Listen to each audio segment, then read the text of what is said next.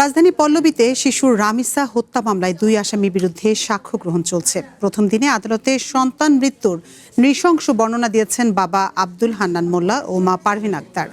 সকালে রামিসা হত্যা মামলার আসামি সোহেল ও তার স্ত্রী স্বপ্নাকে আদালতে আনা হয়। পরে ঢাকার শিশু সহিংসতা দমন ট্রাইব্যুনালে সাক্ষ্য গ্রহণ শুরু হয়।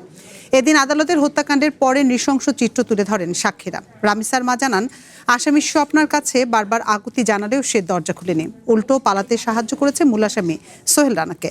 রামিসার বাবা হান্নান মোল্লা আদালতকে জানান, সেদিন অফিসে যাবার পর তিনি স্ত্রীর ফোন পেয়ে আবারও বাসায় আসেন।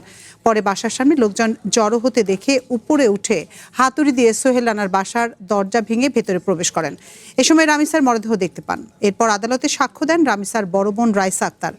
এখন পর্যন্ত বাবা মা বোন সহ 9 জন সাক্ষ্য দিয়েছে আদালতে।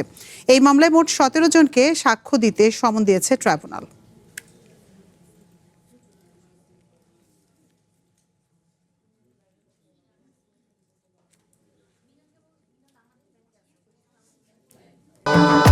ভবিষ্যৎ হোক নিরাপদ, বিনিয়োগ হোক বিশ্বস্ত, আর আমার পছন্দ সল্ট বে। ওয়েলকাম টু সল্ট বে। মহানগর দায়রা জজ আদালতে আছেন রকিবুল রাহাত। বিস্তারিত জানবো তার কাছে। রাহাত, আদালতে আজকে কতজন সাক্ষ্য দিলেন এবং তারা তাদের সাক্ষ্যতে কি কি জানিয়েছেন?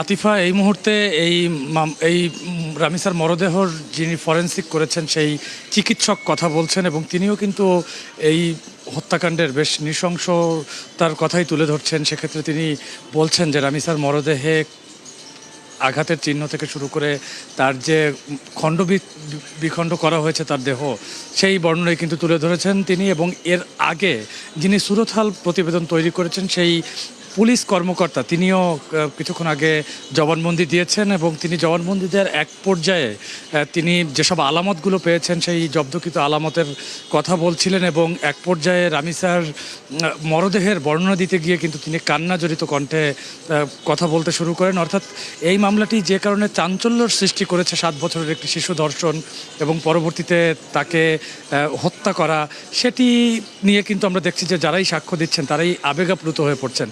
এছাড়া আজকে সকাল ঠিক 10:30টার দিকে এই মামলার যে 2 আসামি সোহেল রানা এবং তার স্ত্রী স্বপ্না খাতুনকে আদালতে তোলা হয় এবং তার পরেই কিন্তু সাক্ষ্য গ্রহণ শুরু হয়। প্রথমেই সাক্ষ্য দিয়েছেন রামিসার বাবা মা, তার বোন এবং পরবর্তীতে 2 জন প্রত্যক্ষদর্শীও সাক্ষ্য দিয়েছেন। সেই প্রত্যক্ষদর্শীরা সাক্ষ্যতে জানিয়েছেন যে তারা প্রথম অবস্থায় কি দেখতে পান এবং একজন প্রত্যক্ষদর্শী তিনি কিন্তু আদালতের জবানবন্দিতে জানাচ্ছিলেন যে তার বাসার ঠিক পাশের বাসাটি এই সোহেল রানার বাসা এবং তিনি যখন জানালার গ্রিল কেটে পালিয়ে যান সেই সময় তিনি সকালের নাস্তা করছিলেন এবং যখন তিনি জানালা দিয়ে পালিয়ে যান সেটি তার চোখে পড়ে এবং পরবর্তীতে যখন সোহেল রানার ছবি এবং ভিডিও নানান গণমাধ্যমে আসে তখন তিনি শনাক্ত করতে পারেন যে এই লোককেই পালিয়ে যেতে দেখেছেন। এছাড়া কিন্তু এই যে মামলার যিনি তদন্তকারী কর্মকর্তা রয়েছে সেই তদন্তকারী কর্মকর্তারও এখানে সাক্ষ্য দেওয়ার কথা রয়েছে এবং আজকে মোট যে 17 জন সাক্ষীকে যে সমন জারি করা হয়েছে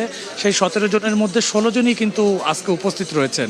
অর্থাৎ সেক্ষেত্রে এই মামলার যে সাক্ষ্য গ্রহণ সেটি কিন্তু আজকের মধ্যেই শেষ হবে বলে ধারণা করা যাচ্ছে এবং এর পরবর্তীতে যুক্তিতর্ক এবং যে জেরা রয়েছে সেই যুক্তিতর্ক এবং জেরা সম্পূর্ণ হবার পরে অন্যান্য যে আনুষ্ঠানিকতাগুলো রয়েছে আদালতে সেই আনুষ্ঠানিকতার পরে সরকারের পক্ষ থেকে যেহেতু বলা হয়েছিল যে এই মামলার রায় দ্রুততম সময়ের মধ্যে হবে, অর্থাৎ সেই দ্রুততম সময়ের মধ্যে রায় হবার দিকে কিন্তু আদালতের কার্যক্রম এগিয়ে চলছে। এই ছিল ঢাকা মহানগর দায়রা জজ আদালত থেকে আমার কাছে সবশেষ।